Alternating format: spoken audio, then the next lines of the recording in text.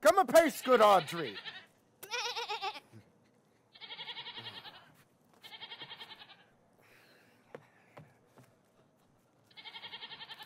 Hi, goats.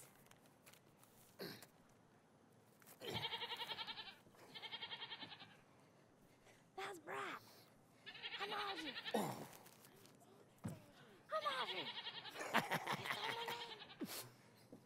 I will fetch up your goats, Audrey. And how, Audrey, am I the man yet?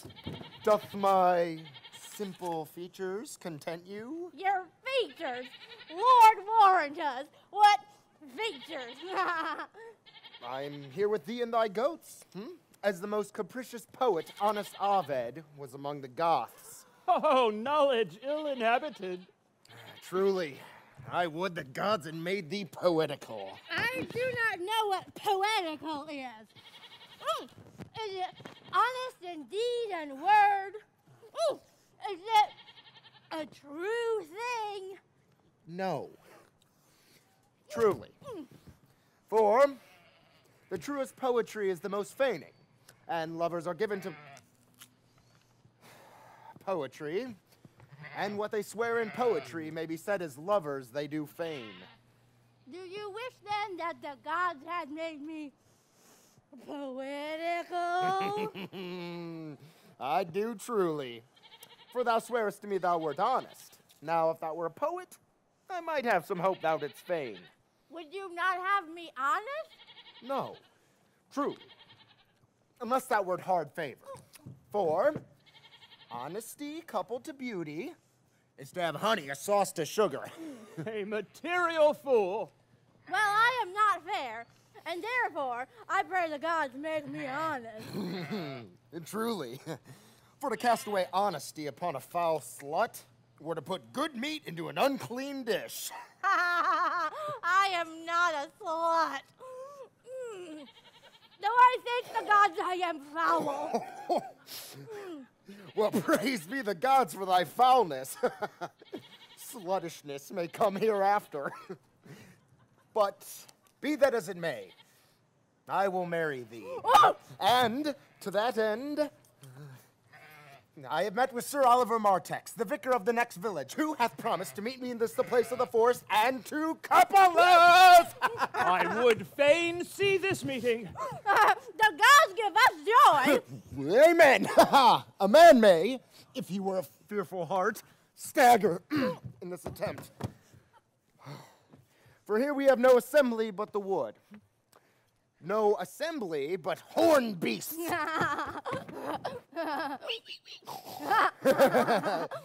But what though, Courage. As horns are odious, they are necessary. And the forehead of a married man is more honorable than the bare brow of a bachelor. Ah, here comes Sir Oliver Martex.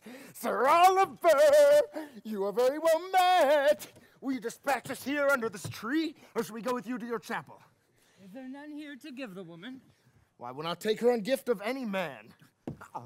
Truly, she must be given, or this marriage is not lawful. Proceed, proceed. I'll give her. God even, good master. What do you call it? You are very well met. God help you for your last company. I am very glad to see you. Would you be married, Motley? A man hath his desire, sir. And would you, being a man of your breeding, be married under a bush like a beggar? Get you to church. And have a good priest who can tell you what marriage is. This fellow will but join you together as they join wainscot. Then one of you will prove a shrunk panel, and like weak timber, warp. I were not in the mind. For I am like to be married of him than of another. For he is not like to marry well. And not being well married, it'll be a good excuse for me hereafter to leave my wife. Go thou with me, and let me counsel thee. Come, sweet Audrey. We must be married, or we must live in Bawdry. Goodbye, Sir Master Oliver. Not, oh, sweet Oliver, oh, brave Oliver, leave me not behind thee. But, Wind away, begone, I say. I will not to wedding with thee. Oh, 'tis no matter. And there a fantastical knave of them all will flout me out of my calling. Oh, the gods give us joy. Mwah, mwah. To me, I will weep.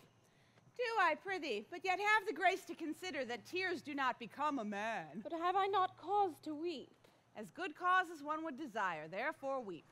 His very hair is of a dissembling color. Something browner than Judas's. Marry, his kisses are Judas's own children. The faith his hair is of a good color. An excellent color. Your chestnut was ever the only color. And his very kissing is as full of sanctity as the touch of holy bread. But why did he swear he would come this morning and comes not? Nay, certainly there is no truth in him. Do you not think so? Yes. I think he is not a pick-purse nor a horse stealer, but for his verity and love, I do think him as concave as a covered goblet or a worm-eaten nut. Oh, not true in love. Well, yes, when he is in, but I think he is not in. Oh, you have heard him swear. Downright he was. Was is not is. Besides, the oath of a lover is no stronger than the word of a tapster. They are both the confirmer of false reckonings. He attends here in the forest on the Duke your father. I met with the Duke yesterday and had much question with him. He asked me of what parentage I was. I said, as of good as he. So he laughed and let me go. But what talk we of fathers when there is such a man as Orlando? Oh, that's a brave man. He writes brave verses, speaks brave words, swears brave oaths, and breaks them bravely. Look who comes here. Oh, mistress and master, you have often inquired after the shepherd that you saw sitting by me here on the turf, praising the proud, disdainful shepherdess that was his mistress. Well, and what of him? If you will see a pageant truly played between the pale complexion of true love and the red glow of scorn and proud disdain, go hence a little, and I shall conduct you if you will mark it. Come, let us remove. The sight of lovers feedeth those in love. Bring us to this sight, and you shall say, I'll prove a busy actor in their play. Oh! Sweet Phoebe, do not scorn me, do not, Phoebe. Say that you love me not, but say not so in bitterness. The common executioner, whose heart the accustomed sight of death makes hard, rolls not the axe upon the humble neck, but first begs pardon. Will you sterner be than he that dies and lives by bloody drops? I would not be thy executioner. I fly thee, for I would not injure thee. Thou tellest me there is murder in mine eye. 'Tis pretty sure and very probable that eyes that are the frailest and softest things should be called tyrants, butchers, murderers. Now I do frown on thee with all my heart, and if mine eyes can wound, now let them kill thee. Now counterfeit to swoon. Why now fall down, or if thou canst not, oh, for shame, lie not to say mine eyes are murderers. Now show the wound mine eye hath made in thee. Mine eyes which I have darted at thee hurt thee not, nor I am sure there is no force in eyes that can do hurt. Oh, dear Phoebe, if ever, as that ever may be near, you meet in some fresh cheek the power of fancy, then shall you know the wounds invisible that love's keen arrows make. But till that time, come not down near me. And when that time comes, afflict me with thy mocks. Pity me not. As till that time, I shall not pity thee. And why, I pray you, who might be your mother, that you insult, exult, and all at once over the wretched? What though you have no beauty, as by my faith I see no more in you than without candle may go dark to bed, must you be therefore so proud and pitiless? Why, what means this? Why do you look on me? I see no more than of the ordinary natures of sales work. Odds my life, I think she means to tangle my eyes too. Oh, faith, proud mistress, hope not after it. 'Tis not your inky brow, your black silk hair, your bugle eyeball, nor your cheek of cream that can entame my spirit to your worship. You foolish shepherd, wherefore do you follow her? You are 1,000 times a properer man than she a woman. 'Tis such fools as you that fills the world with ill-favored children. 'Tis not her glass, but you that flatters her, and out of you she sees herself more proper than any of her lineaments can show her. But, mistress, know thyself, down on thy knees and thank heaven fasting for a good man's love, for I must tell you friendly in your ear, sell when you can, you are not for all markets. Cry the man mercy, love him, take his offer, so take her to thee, shepherd. Go, fare you well. Sweet youth! I pray you chide a year together. I had rather hear you chide than this man woo. He's fallen in love with your foulness, and she'll fall in love with my anger. If it be so, as fast as she answers thee with frowning looks, I'll sauce her with bitter words. Why do you look upon me? For no ill will I bear you. I pray you do not fall in love with me, for I am falser than vows made in wine. Besides, I like you not. If you will know my house, 'tis at the tuft of olives here hard by. Will you go, sister? Shepherdess, ply her hard. Come, sister, shepherdess, look on him better, and be not proud. Though all the world could see, none could be so abused in sight as he. Come to our flock.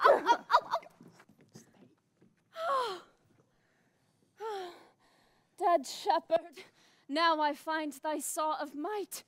Whoever loved that loved not at first sight. Sweet Phoebe. What sayest thou, Silvius? Sweet Phoebe, pity me. Why, I am sorry for thee, gentle Silvius. Wherever sorrow is, relief would be. If you do sorrow at my grief and love, by giving love, your sorrow and my grief are both extermined. Thou hast my love. Is not that neighborly? I would have you. Why, that were covenant. Silvius, the time was that I hated thee, and yet it is not that I bear thee love, but since that thou canst talk of love so well, thy company, which erst was irksome to me, I will endure. And I'll employ thee too, but do not look for any further recompense than thine own gladness that thou art employed. So holy and so perfect is my love, and I in such a poverty of grace, that I shall think it's a most plenteous crop to glean the broken ears after the man that the main harvest reaps. Loose now, and then a scattered smile, and that I'll live upon. Knowest now the youth that spoke to me erewhile? Not very well. Oh. But I have met him oft, and he hath bought the cottage in the bounds that the old peasant once was master of.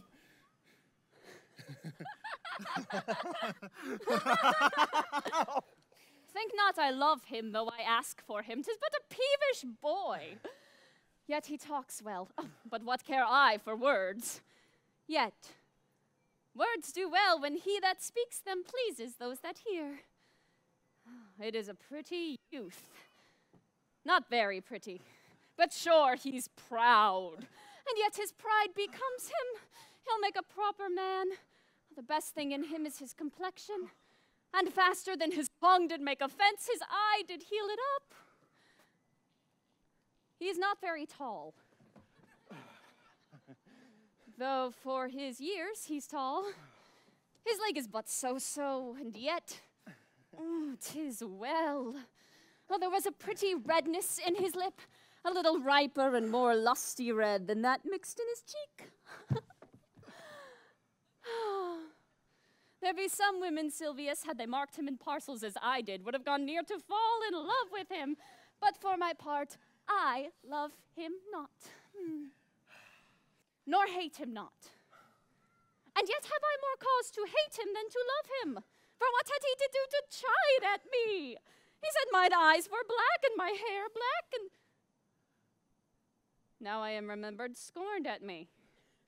I marvel why I answered not again. But that's all one. Omittance is no quittance. I'll write to him a very taunting letter, and thou shalt bear it, wilt thou, Silvius? Oh, Phoebe, with all my heart. I'll write it straight. The matter's in my head and in my heart. I will be bitter with him and passing short. Go with me, Silvius.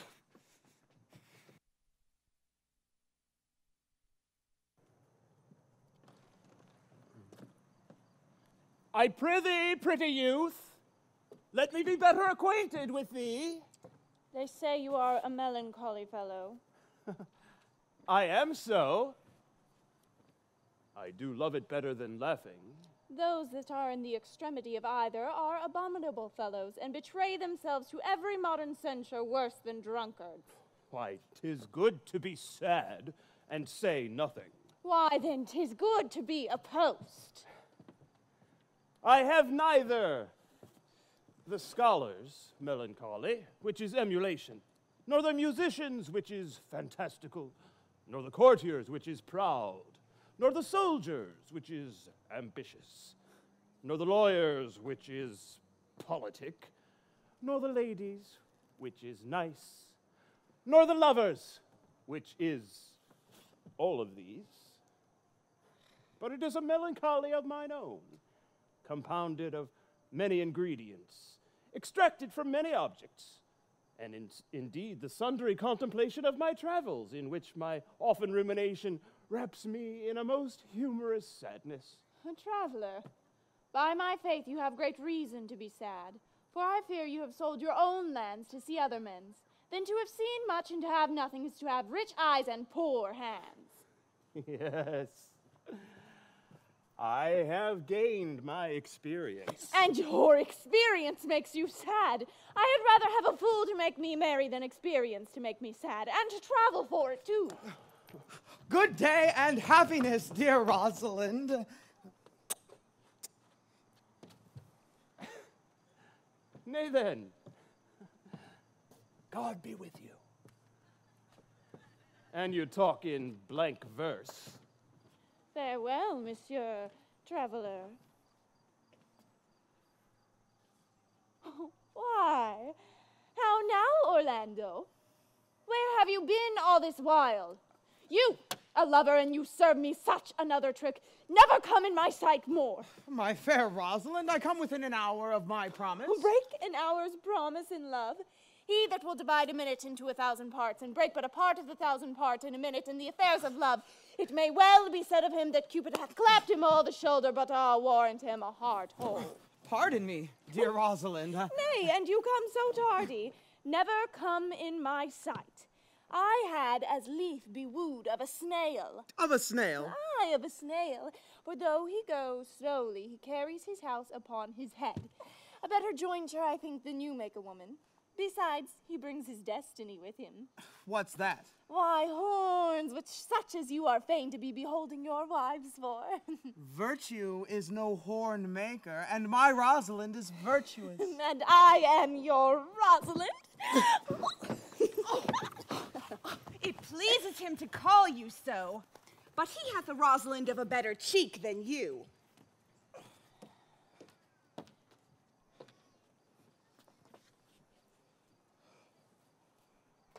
Come.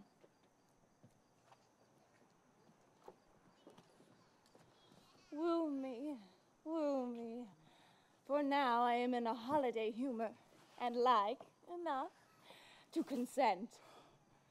What would you say to me now, and I, your very, very Rosalind? I would kiss before I spoke. Nay, you were better speak first, and when you were at a loss for lack of matter, you might take occasion to kiss. How if the kiss be denied? Then she puts you to entreaty, and there's a new matter. Who could be out, being before his beloved mistress? I marry that should you, were I your mistress, or I should think my honesty ranker than my wit. And what of my suit? Not out of your apparel, and yet out of your suit. Am not I your Rosalind? I take some joy to say that you are, because I would be talking of her. Then, in her person, I say, I will not have you. Then, in mine own person, I die. The poor world is almost 6,000 years old, and in all that time, not one man has died in his own person in a love cause. Men have died from time to time, and worms have eaten them, but not for love. I would not have my right, Rosalind, of this mind, for I protest her frown might kill me. And by this hand, it will not kill a fly. But come, I will be your Rosalind in a more coming-on disposition. Ask me what you will, I will grant it. Then love me, Rosalind. Yes, faith, Fridays, Saturdays, and all. And wilt thou have me? Aye, and 20 such. What sayest thou? Are you not good? I hope so. Why then, can one have too much of a good thing? Come, sister, you'll be the priest and marry us. Give me your hand, Orlando. What do you say, sister? Oh, pray thee, marry us. I cannot say the words. You must begin, will you, Orlando? Go to. Will you, Orlando, have to wife this Rosalind? I will. Aye, but when? Why now, as fast as she can marry us? Then you must say, I take thee, Rosalind, for wife. I take thee, Rosalind, for wife. I might ask you for your commission, but I do take thee, Orlando, for my husband. There's a girl goes before the priest, and certainly a woman's thoughts run before her actions. So do all thoughts they are winged. Now, tell me how long you would have her after you have possessed her. Forever and a day. Say a day without the ever. No, no, Orlando. Men are April when they woo, December when they wed. Maids are May when they are maids. But the sky changes when they are wives. I will be more jealous of thee than a Barbary cock pigeon over his hen, more clamorous than a parrot against the rain, more newfangled than an ape, more giddy in my desires than a monkey. I will weep for nothing like Diana at the fountain, and that I will do when thou art disposed to be merry. I will laugh. Like a hyena, and that when thou art inclined to sleep. But will my Rosalind do so? By my life, she will do as I do.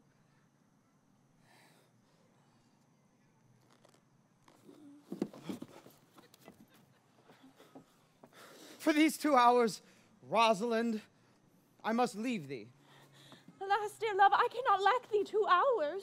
I must attend the Duke at dinner. By 2 o'clock I will be with thee again. Aye, go your ways, go your ways. I knew what you would prove. My friends told me as much, and I thought no less. 'Twas that flattering tongue of yours that won me.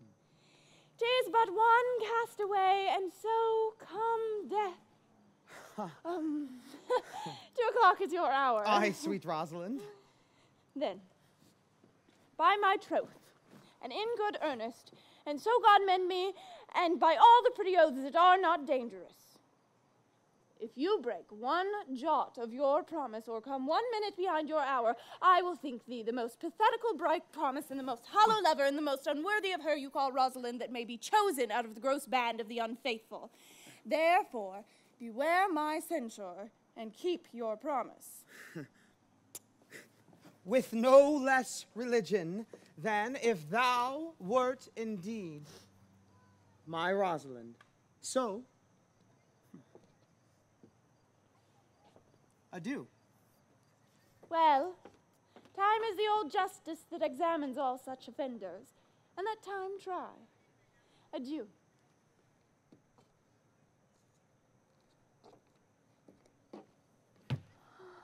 You have simply misused our sex in your love prate. We must have your doublet and hose plucked over your head and show the world what the bird hath done to her own nest. Oh, Cuz. Oh, my pretty little Cuz. That thou didst know how many fathom deep I am in love. I tell thee, Eliana, I cannot be out of sight of Orlando. I'll go find a shadow inside till he comes. And I'll sleep.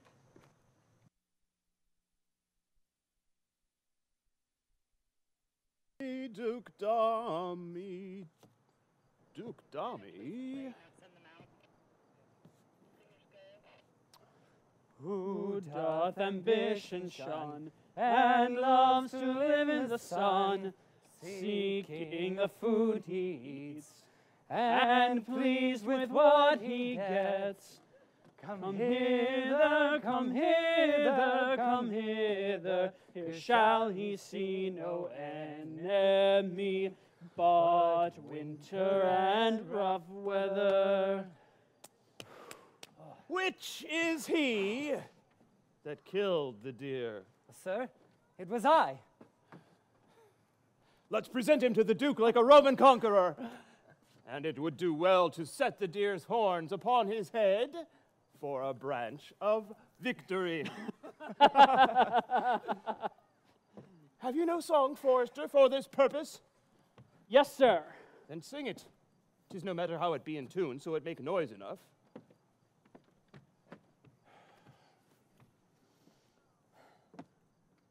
What shall he have that killed the deer? His leather skin and horns to wear. Then sing him home and carry out this burden.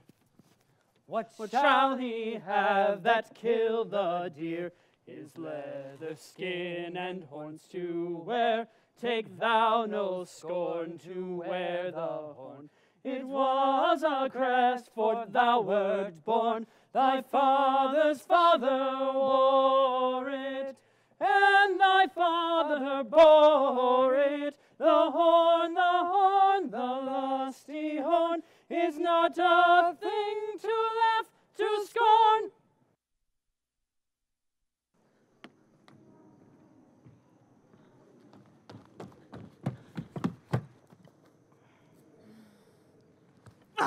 What say you now? Is it not past 2 o'clock, and here march Orlando? I warrant you, with pure love and troubled brain, he hath ta'en his bow and arrows and is gone forth to sleep. Look who comes here. My errand is to you, fair youth. My gentle Phoebe bid me give you this. I know not the contents, but as I guess by the stern brow and waspish action which she did use as she was writing of it, it bears an angry tenor. Pardon me, I am but as a guiltless messenger. Patience herself would startle at this letter, and play the swaggerer. Bear this, bear all. She calls me proud. She says that I am not fair, that she could not love me were men as rare as Phoenix. Odds my will, her love is not the hare that I do hunt. Why writes she so to me? Well, shepherd, well, this is a letter of your own device. No, I protest. I know not the contents. Phoebe did write it. Oh, come, come, you are a fool, and turned into the extremity of love. I say she never did invent this letter. This is a man's invention and his hand. Sure it is hers.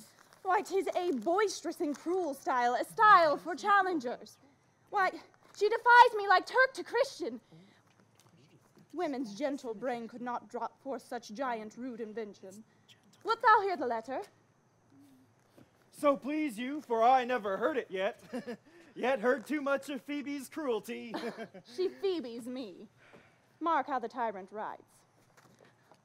Art thou God to shepherd turned, that a maiden's heart hath burned? Can a woman rail thus? Call you this railing? Why, thy Godhead laid apart, warst thou with a woman's heart. Have you ever heard such railing? Whiles the eye of a man did woo me, that could do no vengeance to me, meaning me, a beast. He that brings this love to thee little knows this love in me. Will you the faithful offer take of me and all that I can make, or else by him my love deny, and then I'll study how to die. Call you this chiding? Oh, alas, poor shepherd. Do you pity him? No, he deserves no such pity.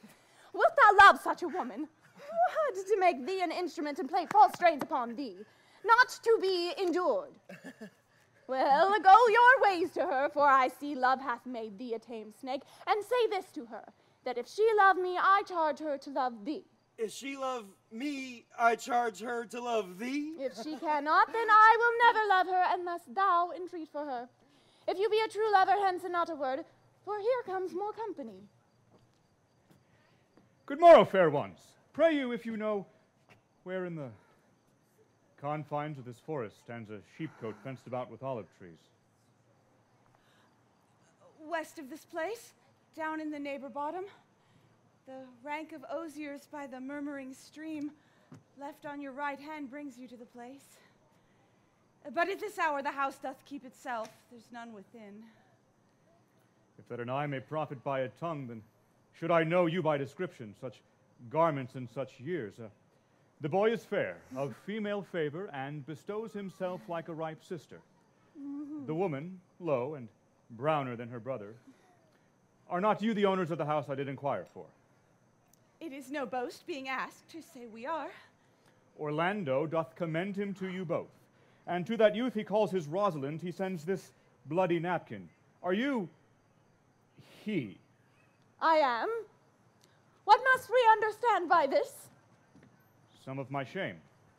If you will know of me what man I am, and how and why and where this handkerchief was stained. I pray you tell it. When last the young Orlando parted from you, he left a promise to return again within an hour, and pacing through the forest, lo, what befell. He threw his eye aside, and mark what object did present itself. A wretched, ragged man, o'ergrown with hair, lay sleeping on his back. About his neck, a green and gilded snake had wreathed itself, who with her head, nimble in threats, approached the opening of his mouth. But suddenly, seeing Orlando, it unlinked itself, and with indented glides did slip away into a bush, under which bush's shade a lioness, with udders all drawn dry, lay couching, head on ground with cat-like watch when that the sleeping man should stir. For 'tis the royal disposition of that beast to prey on nothing that doth seem as dead. This seen, Orlando did approach the man, and found it was his brother, his elder brother. Oh, I have heard him speak of that same brother, and he did render him the most unnatural that lived amongst men. Well, he might so do, for well I know he was unnatural. But to Orlando did he leave him their food to the sucked and hungry lioness? Twice did he turn his back and purposed so, but kindness, nobler ever than revenge, and nature stronger than his just occasion, made him give battle to the lioness, who quickly fell before him, in which, hurtling from miserable slumber, I awake. Are you his brother? Wast you he rescued? Was you that did so oft contrive to kill him? 'Twas I, but 'tis not I. I do not shame to tell thee what I was, since my conversion so sweetly tastes, being the thing I am. But for the bloody napkin. By and by. In brief, he led me to the gentle Duke, who gave me comfort and entertainment. Then Orlando led me to his cave. There stripped himself, and here upon his arm the lioness had torn some flesh away. He fainted and cried in fainting upon Rosalind. Brief, I recovered him, bound his wound. Then he sent me hither to tell his story, that you might excuse his broken promise, and to give this napkin unto the shepherd youth that he doth in sport call his Rosalind. No! Why, how now, Ganymede! Oh, sweet Ganymede! Many will swoon when they do look on blood. There is more in it. Cousin, Ganymede! Look, he recovers. I would I were at home. We'll lead you thither. I pray you, can you take him by the arm? Be of good cheer, youth. You a man. You lack a man's heart. So I do, I confess it. Ah, sirrah, a body would think this was well counterfeited. Pray you, tell your brother how well I counterfeited. Hey-ho! This was not counterfeit. There is too great testimony in your complexion that it was a passion of earnest. Counterfeit, I assure you. Well, then, take a good heart and counterfeit to be a man. I do so, but I should have been a woman by right.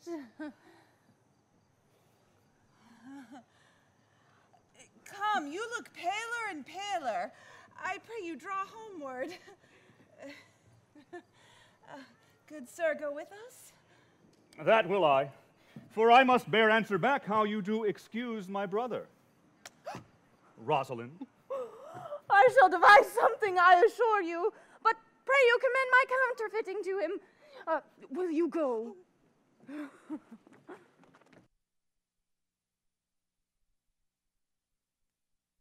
The time, Audrey.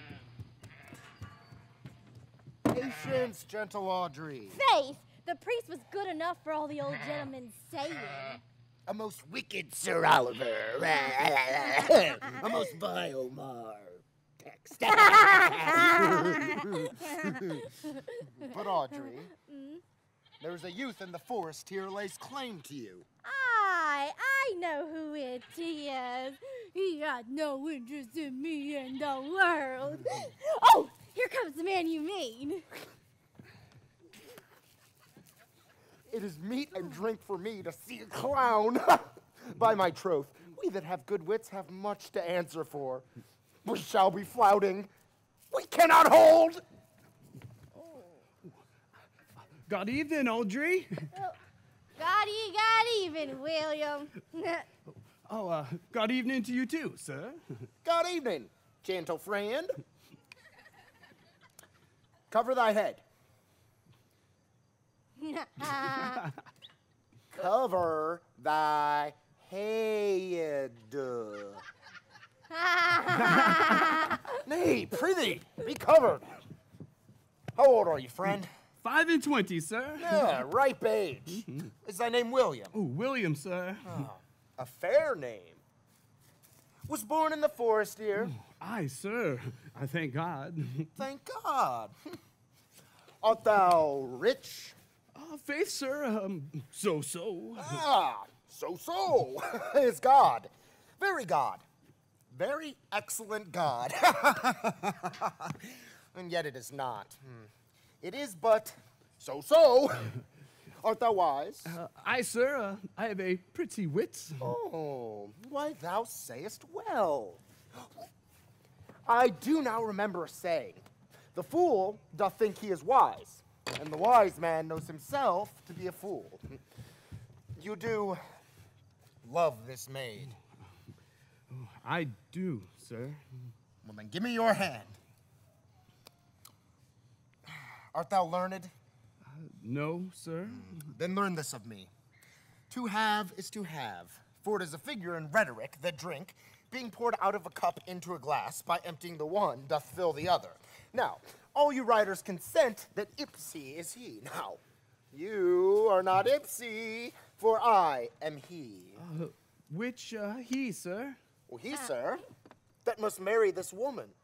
Therefore, you clown, a bandit, which is in the vulgar league, the society, which in the boorish is company of this female, which in the common is woman. Therefore, you clown, abandon the society of this female, or clown, thou perishest, or to thy better understanding, diest, or to wit, I will kill thee 150 ways. Therefore, tremble and depart. Do God, William. God rest ye merry, sir. Our master and mistress seeks you. Come away, away. Trip, Audrey, trip. I must attend. I attend. I attend.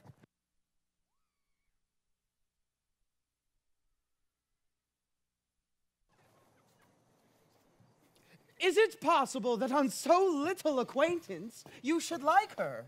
Oh, that but seeing you should love her, and loving woo, and wooing she should grant. And will you persever to enjoy her?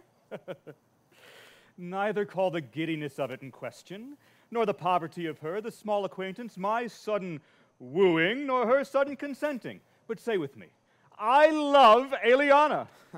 Say with her that she loves me. Consent with both that we may enjoy each other. It shall be to your good. For my father's house and all the revenue that was old Sir Roland's will I estate upon you, and here live and die a shepherd. Oh, you have my consent. Let your wedding be tomorrow. Thither will I invite the Duke and all his contented followers. Go you, and prepare Eliana. For look you, here comes my Rosalind. God save you, brother. And you, Fair sister. Oh, my dear Orlando, how it grieves me to see thee wear thy heart in a scarf. It is my arm. I thought thy heart had been wounded by the claws of a lion. Wounded it is, but with the eyes of a lady. Did your brother tell you how I counterfeited to swoon when he showed me your handkerchief? Aye. And greater wonders than that. Oh, I know where you are. Nay, 'tis true there was never anything so sudden. For your brother and my sister no sooner met, but they looked. No sooner looked, but they loved. No sooner loved, but they sighed. No sooner sighed, but they asked one another the reason. No sooner knew the reason, but they sought the remedy. And in these degrees have they made a pair of stairs towards marriage, which they will climb incontinent or else be incontinent before marriage. They are in the very wrath of love, and so they will together. And they shall be married tomorrow. And I will bid the Duke to the nuptial. But oh, how bitter a thing is it to look into happiness through another man's eyes. By so much more tomorrow will I be at the height of heart heaviness. By how much I shall think my brother happy in having what he wishes for. Why then, tomorrow I cannot serve thy turn for Rosalind. I can live no longer by thinking. Then I will weary you no longer with idle talking. Know of me then, for now I speak to some purpose, that I can do strange things. I have, since I was 3 years old, conversed with a magician most profound in his art, yet not damnable. If you do love Rosalind so near the heart as your gesture cries it out, then when your brother marries Eliana, shall you marry her? Speakst thou in sober meanings? By my life I do, which I tender dearly, though I say I am a magician. Therefore, put you in your best array, bid your friends, for if you will be married tomorrow, you shall, and to Rosalind if you will. Oh, look, here comes a lover of mine and a lover of hers. Youth, you have done me much ungentleness to show the letter that I writ to you. Oh, I care not if I have, for it is my study to seem despiteful and ungentle to you. You are here followed by a faithful shepherd. Look on him, love him, he worships you. Good shepherd, tell this youth what is to love. It is to be all made of sighs and tears, and so am I for Phoebe. And I for Ganymede. And I for Rosalind. And I for no woman. It is to be all made of faith and service, and so am I for Phoebe. And I for Ganymede. And I for Rosalind. And I for no woman. It is to be all made of fantasy, all made of passion, and all made of wishes, all adoration, duty, and observance, all humbleness, all patience and impatience, all purity, all trial, all obedience, and so am I for Phoebe. And so am I for Ganymede. And so am I for Rosalind. And so am I for no woman. If this be so, why blame you me to love you? If this be so, why blame you me to love you? If this be so, why blame you me to love you? Who do you speak to? Why blame you me to love you? To her that is not here, nor doth not hear. Pray you no more of this. 'Tis like the howling of Irish wolves against the moon. I will help you if I can.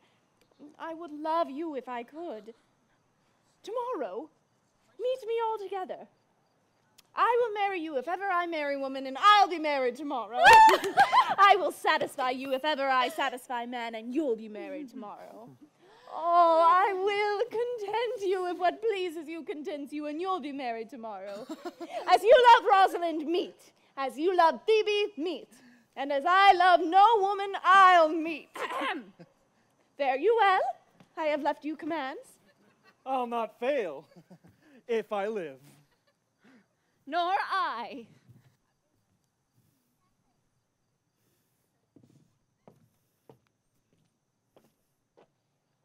Nor I.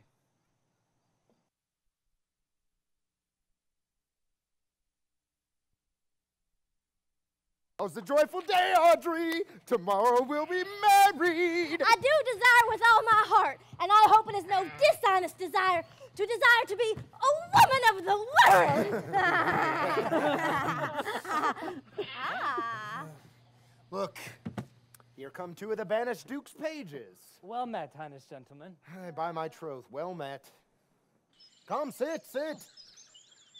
And a song. We are for you. Sit in the middle.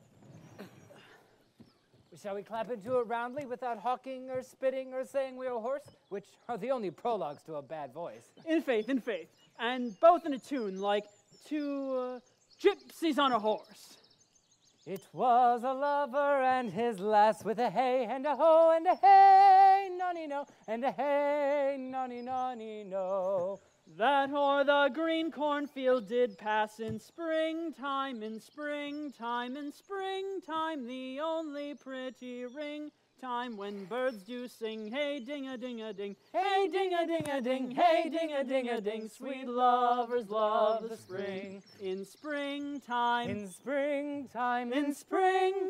the only pretty ring time when birds do sing, hey ding-a-ding-a-ding, hey ding-a-ding-a-ding, hey ding-a-ding-a-ding, sweet lovers love the spring. This carol they began that hour with a hey and a ho and a hey, nonny no, and a hey, nonny nonny no. How that a life was but a flower in springtime. In springtime, the only pretty ring time when birds do sing, hey ding-a-ding-a-ding, hey ding-a-ding-a-ding, hey ding-a-ding-a-ding, sweet lovers love the spring. In springtime, the only pretty ring time when birds do sing, hey ding-a-ding-a-ding, hey ding-a-ding-a-ding, hey ding-a-ding-a-ding, sweet lovers love the spring. Oh no. Truly, young gentlemen, though there was no great matter in the ditty, yet the note was very untunable. You are deceived, sir. We kept our time, we lost not our time. Aye, by my troth, I consider it but time lost to hear such a foolish song. God be with you, and God mend your voices. Come, Audrey!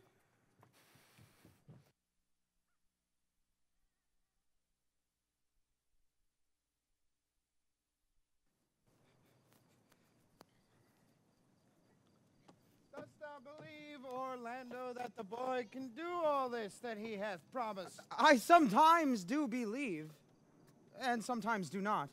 As those that fear they hope, and know they fear. Patience once more, whilst our compact is urged.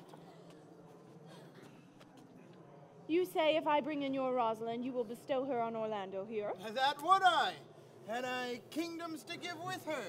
You say you will have her when I bring her. That would I, were I of all kingdoms king. You say you will marry me if I be willing. That will I, should I die the hour after. But if you do refuse to marry me, you will give yourself to this most faithful shepherd. So is the bargain. You say you will have Phoebe if she will. Though to have her and death were both one thing. From hence I go to make these doubts all even.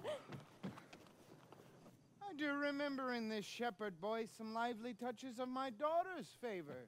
My lord, the first time I ever saw him, methought he was a brother to your daughter. But my good lord, this boy is forest born, and hath been tutored in the rudiments of many desperate studies by his uncle, whom he claims to be a great magician, obscured in the circle of this forest. There is sure another flood toward, and these couples are coming to the ark.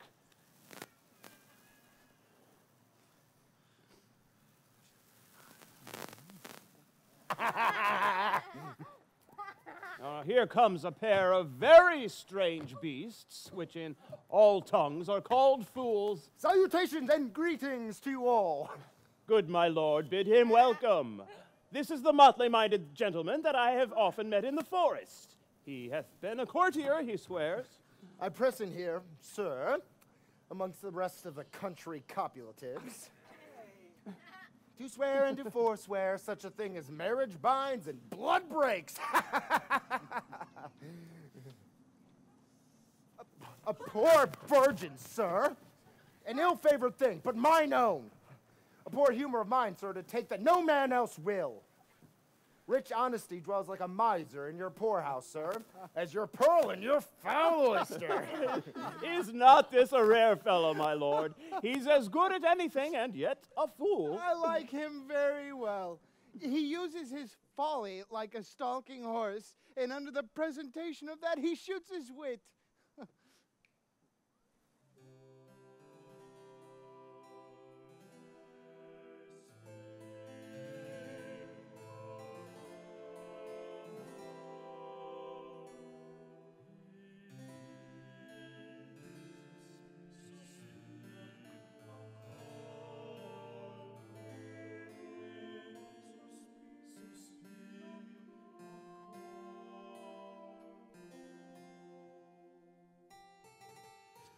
Then is there mirth in heaven when earthly things made even atone together? Good Duke, receive thy daughter. Hymen from heaven brought her, yea, brought her hither, that thou mightst join her hand in his, whose heart within his bosom is. To you I give myself, for I am yours. To you I give myself, for I am yours. If there be truth in sight, you are my daughter. If there be truth in sight, you are my Rosalind. If sight and shape be true, why then, my love, ew. I'll have no father but you. I'll have no husband but you. Nor ne'er a woman, if you be not she. Peace, ho! I bar confusion. 'Tis I must make conclusion of these most strange events. Here's 8 that must take hands to join in Hymen's bands, if truth holds true contents. You and you, no cross shall part. You and you, our heart and heart. You to his love must accord, or have a woman to be your lord.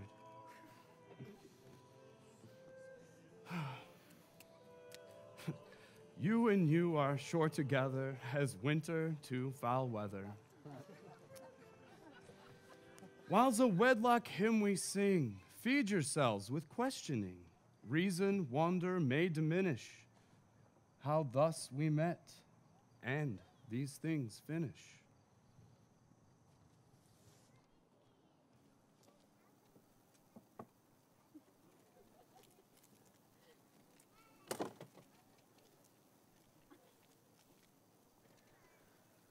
Wedding is great Juno's crown, oh blessed bond of board and bed.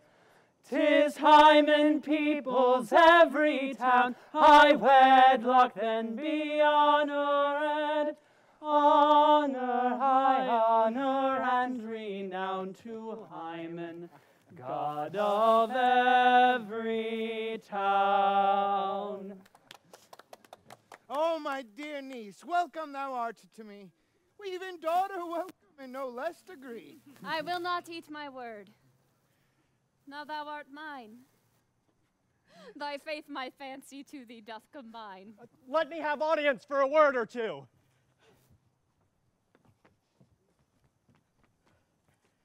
I am the second son of old Sir Roland that bring these tidings to this fair assembly. Duke Frederick, hearing how that every day men of great worth resorted to this forest, addressed a mighty power which were on foot in his own conduct, purposely to take his brother here and put him to the sword. And to the skirts of this wild wood he came, where meeting with an old religious man, after some question with him, was converted, both from his enterprise and from the world, his crown bequeathing to his banished brother, and all their lands restored to them that were with him exiled. This to be true, I do engage my life. Welcome, young man. Thou offerest fairly to thy brother's wedding.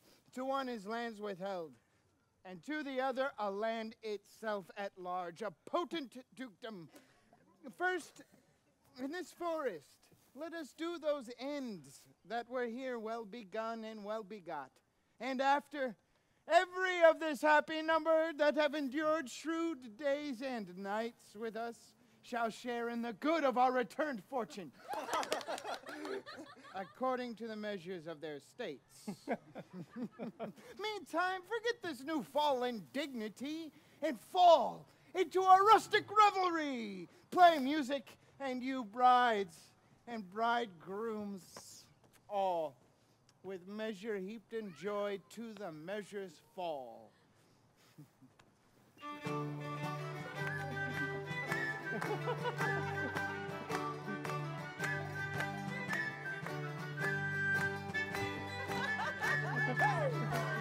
Sir, by your patience, if I heard rightly, the Duke hath put on a religious life and thrown into neglect the pompous court. He hath.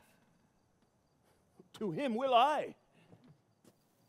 So, to your pleasures, I am for other than dancing measures. Proceed. Proceed! We will begin these rites as we do trust they'll end in true delights.